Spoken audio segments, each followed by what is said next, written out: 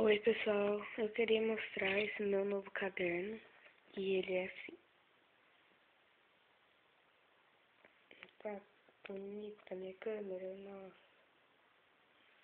Aqui dá pra colocar recados igual aqui. Tem figurinha aqui. E aqui. Aqui é de português. Coloca as avaliações. Contatos. Aqui é qualquer coisa. E aqui começa as lições.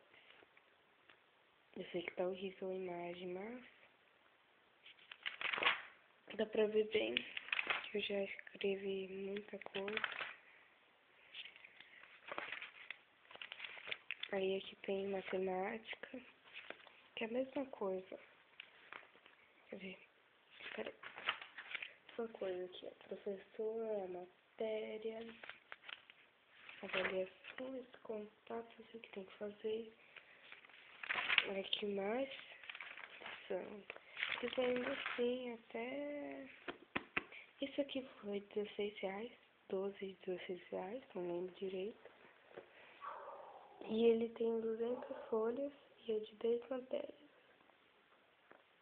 Amigas para sempre. Tinha outra capa, só que eu gostei mais dessa, que era uma capa toda rosa, ela tava sentada. Então é isso. Até mais, tchau.